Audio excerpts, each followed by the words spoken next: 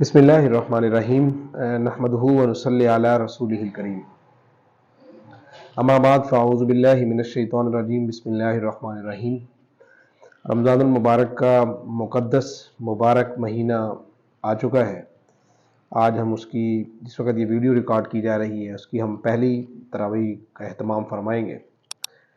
تو حضور پاک صلی اللہ علیہ وسلم جب رمضان المبارک کا مہینہ قریب آ جاتا تو لوگوں کو اس کے لیے تیار کرتے، لوگوں کو بلاتے، ان کو ترغیب دیتے کہ لوگوں رمضان آ گیا ہے۔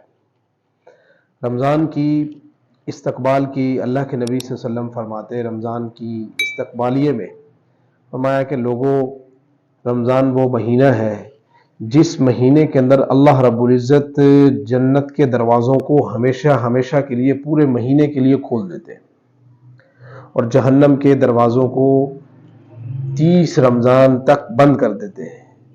اور اللہ رب العزت جو انسان کا اصل دشمن ہے، ان شیطان للانسان عدو مبین، جس کے بارے میں اللہ نے فرمایا کہ یہ جو شیطان ہے یہ تمہارا کھلا دشمن ہے، فرمایا اس کو قید کر دیا جاتا ہے۔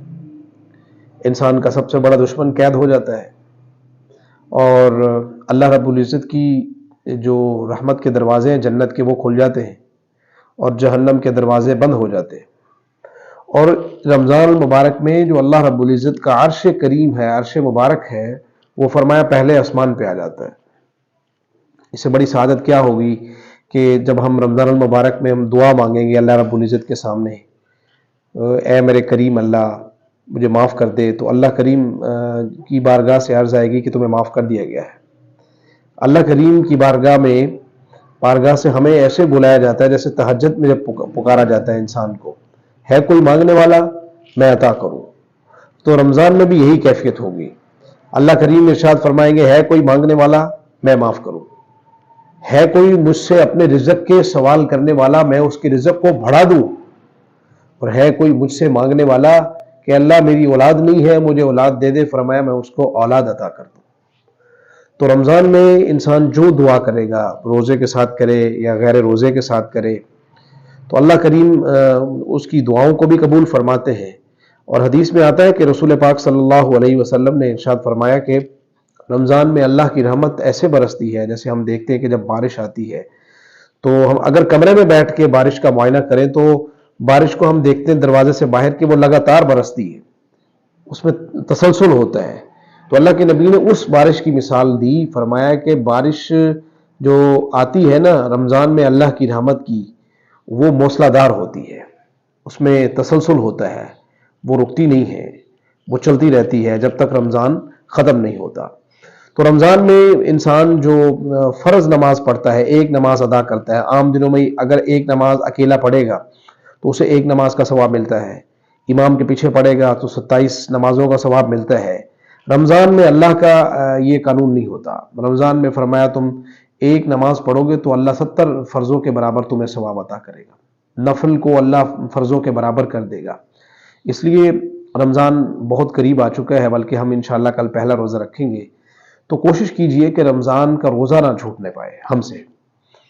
سب دوست کوشش کریں اس کی کہ رمضان کا روزہ نہ چھوٹے کسی بھی صورت میں، کیونکہ حدیث میں آتا ہے رسول اللہ صلی اللہ علیہ وسلم نے ارشاد فرمایا اگر کسی نے رمضان المبارک کا ایک روزہ جان بوجھ کر چھوڑ دیا تو فرمایا پھر وہ ساری عمر روزے رکھے جتنی اس کی زندگی ہے، فرمایا رمضان کے ایک روزے کے ثواب کو نہیں پا سکتا۔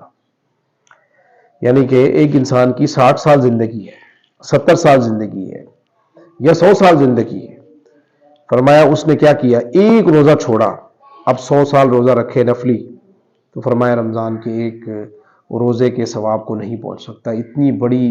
اتنا بڑا ثواب کا کام ہے۔ تو میری بہنیں جو اس ویڈیو کو دیکھ رہی ہیں، میرے بھائی جو اس ویڈیو کو دیکھ رہے ہیں، میرے بزرگ جو اس ویڈیو کو دیکھ رہے ہیں، ہم سے محبت کرنے والے جو اس ویڈیو کو دیکھ رہے ہیں، کسی صورت میں ہم سے روزہ نہیں چھوٹنا چاہیے۔